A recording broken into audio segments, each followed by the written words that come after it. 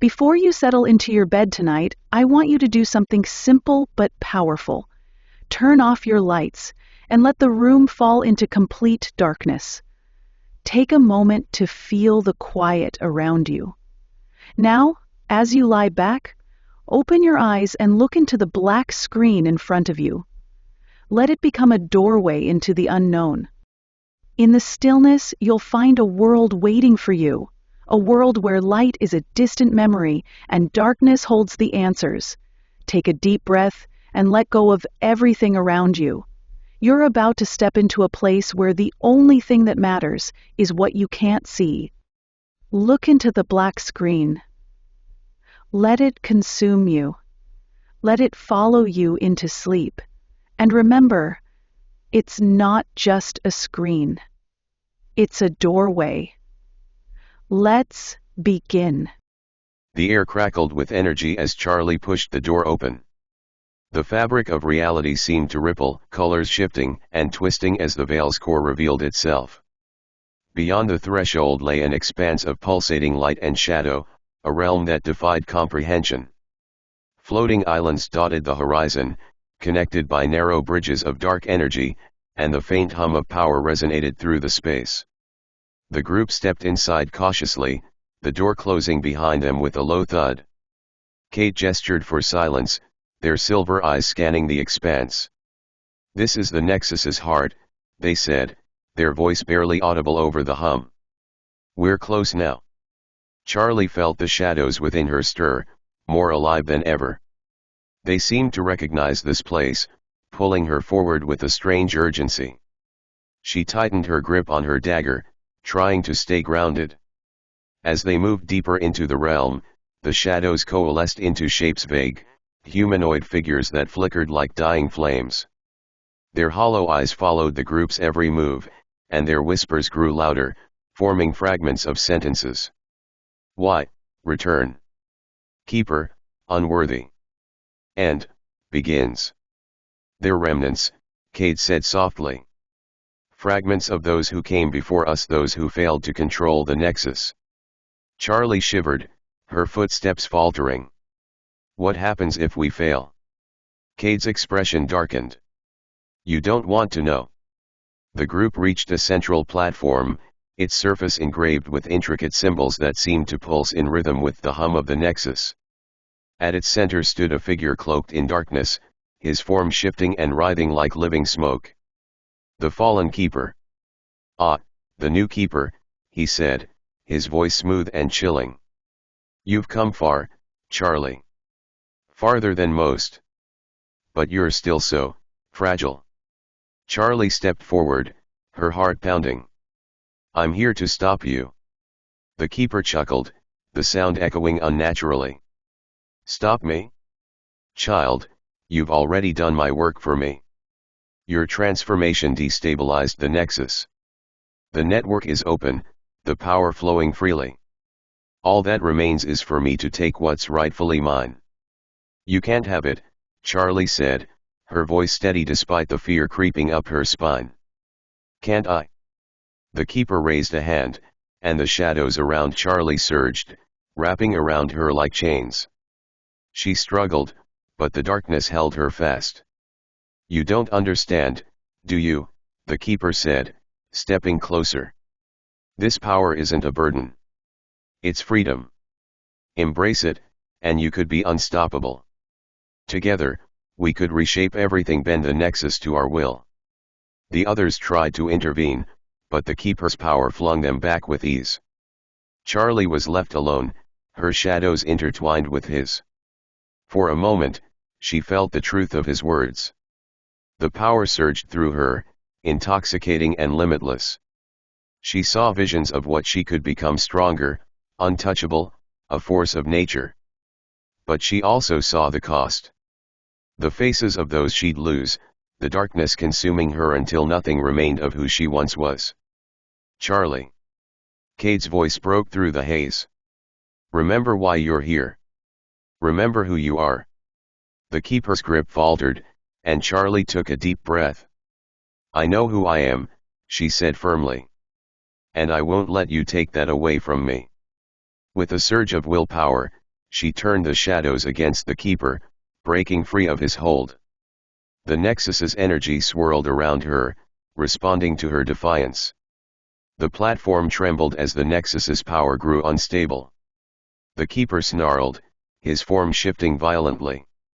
"This isn't over, keeper," he hissed. "You can't hold the Nexus forever." "We'll see about that," Charlie shot back. She raised her dagger, the blade glowing with the Nexus's energy. With a single strike, she channeled the power into the platform, forcing the keeper back. The shadows writhed and screamed, retreating as the Nexus began to stabilize. The keeper's form dissolved into mist, his laughter echoing as he disappeared. "You've only delayed the inevitable, child. The Nexus is a double-edged sword, and it will cut you down." As the light dimmed and the platform steadied, Charlie collapsed to her knees, her body trembling. Kate and the others rushed to her side, their faces a mixture of relief and concern. "You did it," Margot said, her voice soft. Charlie nodded, her breath shallow. "For now." But as she looked around the Nexus's heart, she felt a lingering unease. The keeper was gone, but his words stayed with her. The Nexus was a double-edged sword and her fight was far from over. The world within the Nexus had settled into an eerie stillness. The air hummed with latent energy, and the floating islands drifted in slow, deliberate patterns. Yet, for all its calm, Charlie could feel the undercurrent of something unresolved, an itch she couldn't scratch, a shadow she couldn't chase. Kate leaned against one of the glowing symbols etched into the platform, their silver eyes flickering with subdued intensity. "We bought time," they said, breaking the silence. "But that's all it is, time." Charlie stared at her hands, her fingers still trembling from the battle. The shadows had receded, yet she could feel them lurking just beneath her skin. Her voice came out as a whisper. "How do I know this won't consume me?" "It will," Kate replied bluntly, their tone devoid of comfort. "Unless you learn to master it." The group made their way back through the veil, each step heavier than the last. The path seemed less stable now, as if the Nexus's balance had been irreparably disrupted. The remnants, those fragmented souls, watched them with hollow eyes, their whispers softer but no less haunting. Annette broke the tense silence. If the keeper could come back like that, what's stopping him from trying again? Or worse, something else stepping into his place? Cade didn't look back. "Nothing stops him. That's why we need to seal the Nexus." "Seal it?" Margot asked, her voice sharp with disbelief. "And how exactly do we do that without destroying ourselves in the process?" Cade stopped abruptly, turning to face them. "The Nexus needs a constant tether. A keeper who can stabilize it, wield its power, and keep it in balance. Without that, it will collapse and take everything with it." All eyes turned to Charlie. She shook her head. "No. There has to be another way." When they finally stepped through the threshold back into the physical world, the Lalaurie mansion felt different. The walls pulsed faintly, as though the Nexus's energy had seeped into its very foundation. The air smelled of decay and damp stone, yet there was a new, almost imperceptible warmth, a sign of the mansion's shifting allegiance to Charlie. But the mansion wasn't the only thing that had changed. Outside, the streets of New Orleans seemed unnaturally quiet. The gas lamps flickered, casting distorted shadows that stretched unnaturally along the cobblestones. "Something's wrong," Margot muttered, her hand hovering near her weapon. "More than usual," Elias quipped, though his nervous glance at the distorted shadows betrayed his unease. Charlie stepped forward, her instincts pulling her toward the street. The moment she crossed the mansion's threshold, the shadows shifted, converging at a single point ahead. A figure emerged. It was cloaked in black, its face obscured by a mask of polished bone. The air around it seemed to vibrate with an oppressive force, making it hard to breathe. "Keeper," the figure intoned, its voice reverberating like the toll of a bell. "You've disrupted the balance." The order will not stand idly by. Cade stiffened, their hand drifting to the hilt of their blade. The order of silence, they said under their breath. I should have known they'd show up eventually. Who are they? Charlie asked, her voice low. Fanatics, Cade replied.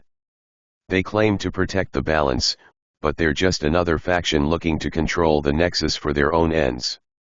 The figure took a step closer, the ground beneath it cracking with each movement. You've meddled where you shouldn't, Keeper.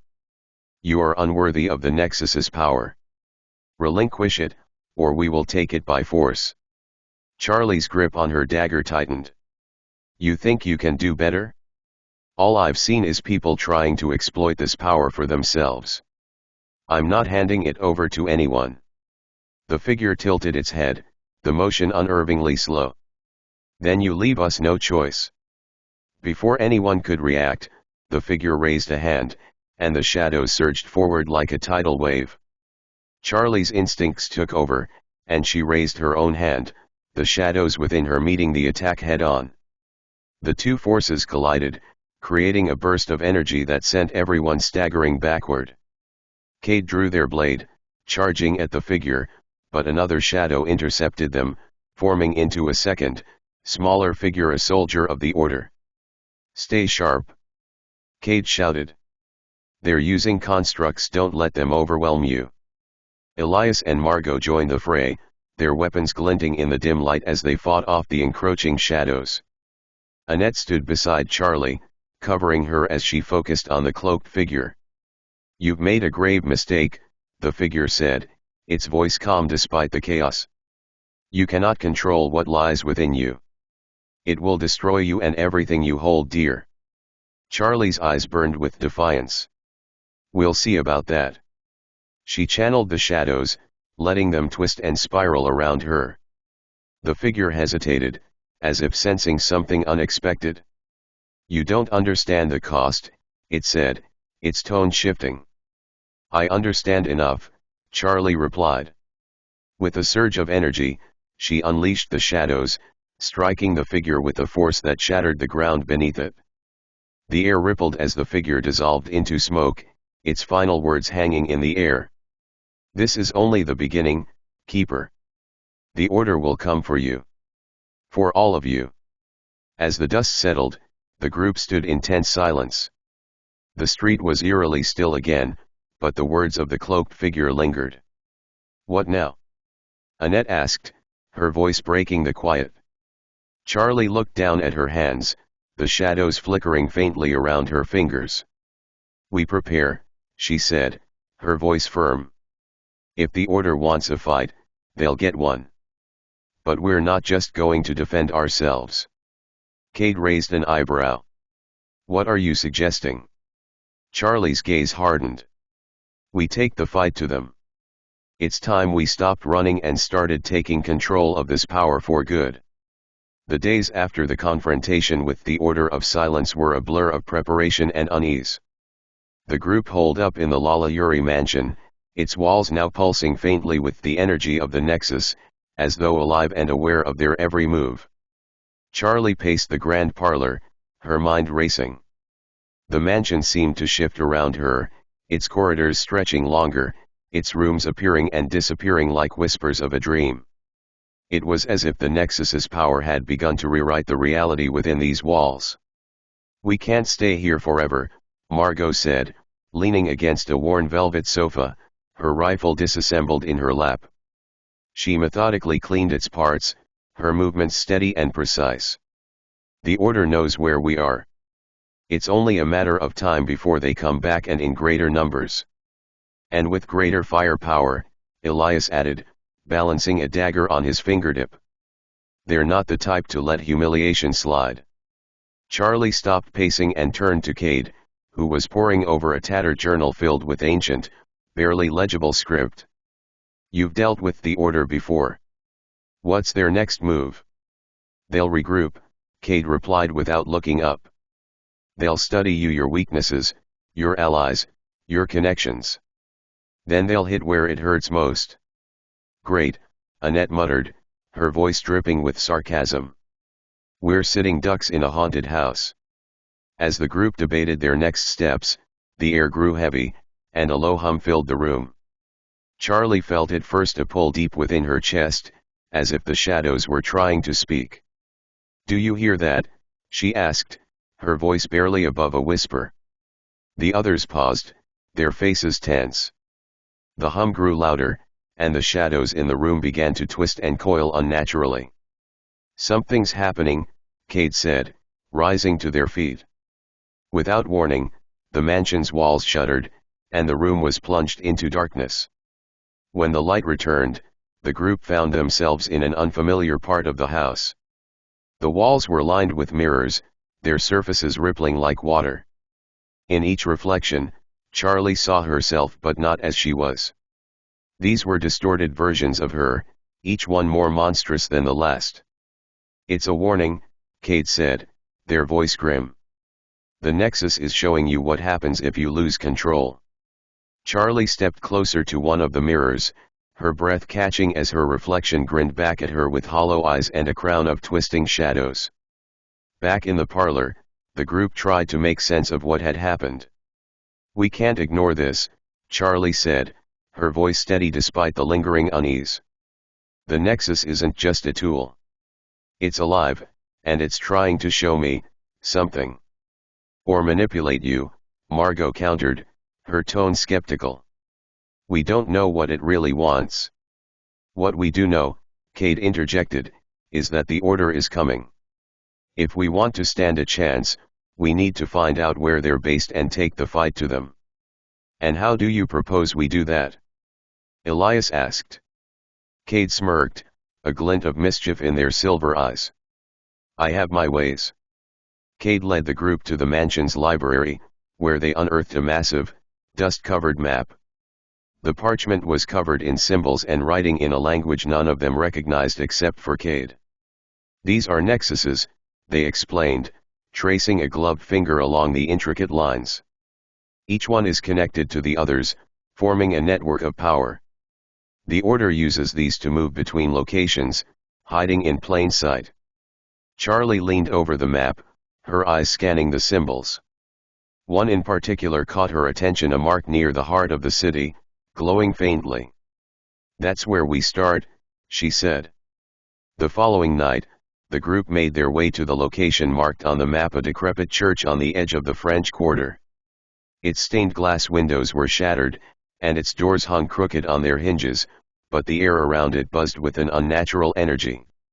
"This is definitely the place," Annette said, her voice low. The group moved cautiously, their weapons at the ready. Inside, the church was dark and silent, its pews rotting and its altar covered in dust.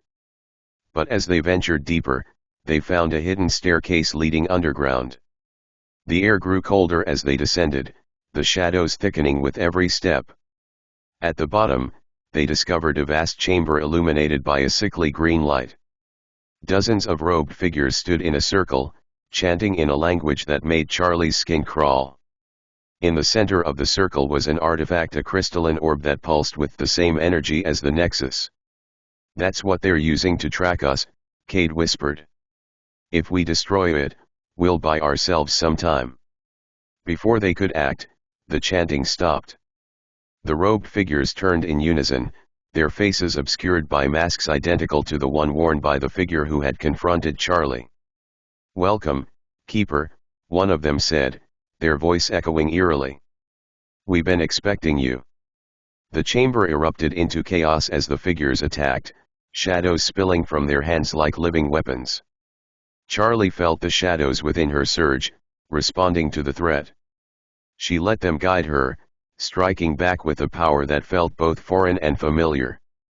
Around her, her allies fought fiercely, their movements precise and coordinated.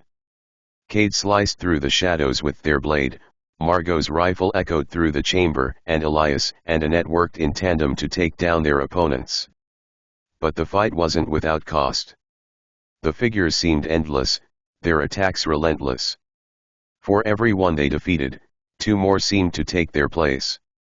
As the battle raged, Charlie's gaze fell on the crystalline orb. Its glow had intensified, pulsing in time with her own heartbeat. "Cade," she shouted. "If we destroy that thing, will it stop them?" Cade glanced at the orb, their expression unreadable. "It'll stop them here, but it could destabilize the Nexus even further." Charlie hesitated, the weight of the decision pressing down on her. But as she saw her friends struggling against the onslaught, the choice became clear. With a surge of determination, she channeled her power into the shadows and hurled them at the orb. The impact shattered it into 1,000 shards, releasing a wave of energy that knocked everyone to the ground. When the dust settled, the robed figures were gone, their forms dissolving into mist. The group regrouped, bruised and exhausted. The chamber was silent now, the artifact destroyed. "Did we win?" Elias asked, his voice heavy with doubt. "For now," Cade said, their tone grim. "But this was just one of their bases. The order won't stop until they reclaim the Nexus or destroy it." Charlie looked down at her hands, the shadows flickering faintly around her fingers. The power within her felt stronger now, more volatile. "We can't keep running," she said, her voice firm. "If they want the Nexus, they'll have to go through me. But I'm done playing defense. It's time we ended this." The moon hung low over New Orleans, its pale glow casting elongated shadows on the uneven cobblestones. The group had returned to the Lalaurie mansion, their victory in the underground chamber ringing hollow. Though the crystalline orb had been destroyed, the cost of their actions lingered in the charged air. Charlie stood at the mansion's grand window, staring out at the restless city. The energy coursing through her veins felt different, stronger, yes, but also unstable. Her reflection in the glass flickered, briefly showing hollow, shadow-filled eyes before returning to normal. "They won't stop, you know." Cade's voice broke her concentration. They leaned against the doorway, their ever-watchful gaze fixed on her. "The order is already regrouping. Destroying that orb only delayed the inevitable." "Then we don't wait for them to come to us," Charlie replied, her voice firm. "We take the fight to them." The others gathered in the mansion's parlor, the room dimly lit by flickering gas lamps. Maps, notes, and artifacts were spread across the table. Margot looked up from a hand-drawn schematic of the order's known locations. "You're serious about this? Attacking them head-on?" "We don't have a choice," Charlie said, pacing around the table. "The longer we wait, the more powerful they'll become. If we don't stop them now, they'll keep coming until there's nothing left to fight for." Annette raised an eyebrow. "You say we, but you're the one with the Nexus's power. Are you sure you're ready to wield it like this? Because from where I'm sitting, it looks like it's already starting to change you." Charlie froze, her hand clenching involuntarily. She could feel the truth in Annette's words, but she pushed the thought aside. "I don't have a choice," she said softly. Elias leaned back in his chair, his usual smirk absent. "And what happens if you lose control out there? Do we have a backup plan for that?"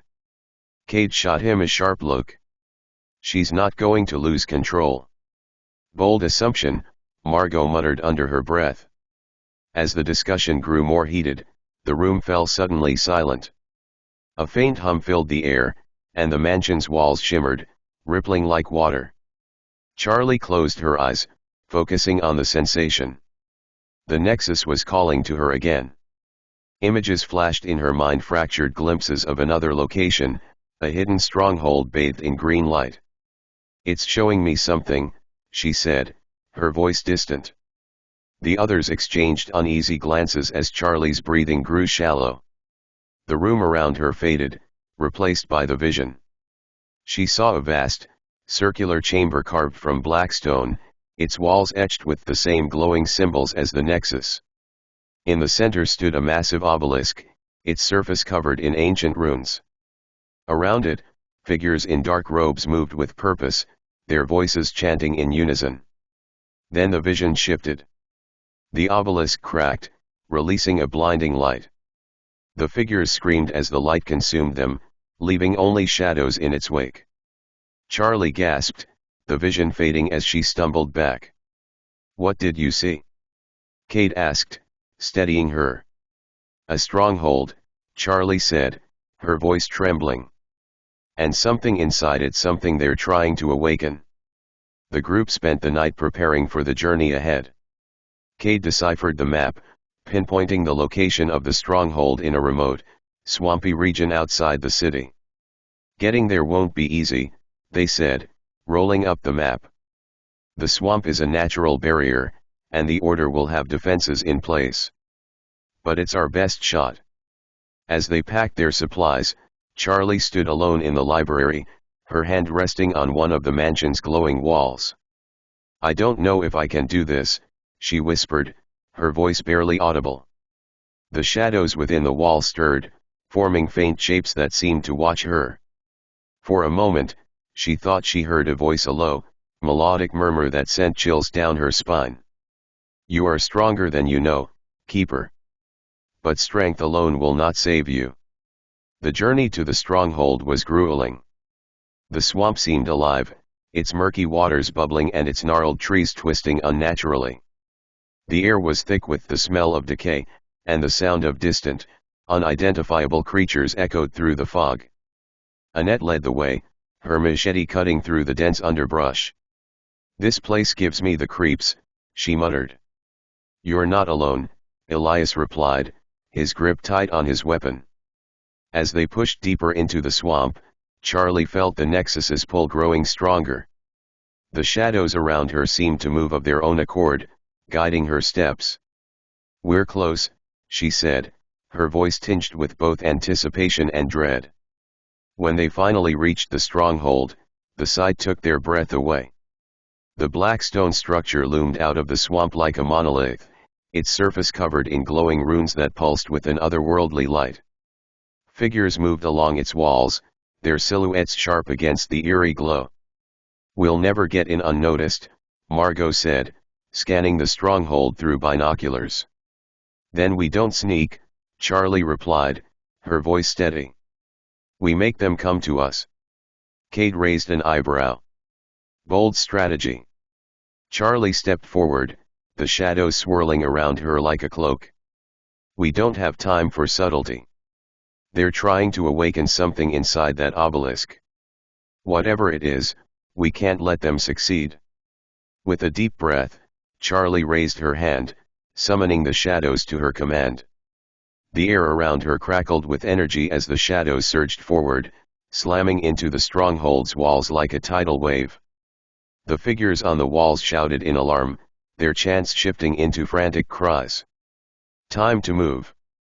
Kate shouted, leading the charge. As the group stormed the stronghold, the Order's defenses sprang to life. Shadows clashed with shadows, the air thick with the sound of battle. Charlie pushed forward, her focus locked on the obelisk at the center of the stronghold. The Nexus's power within her surged, guiding her steps. But as she drew closer, a voice echoed in her mind, a voice that was not her own. "You think you understand this power, Keeper, but you are merely a vessel. Do you have the will to shape it, or will it shape you?"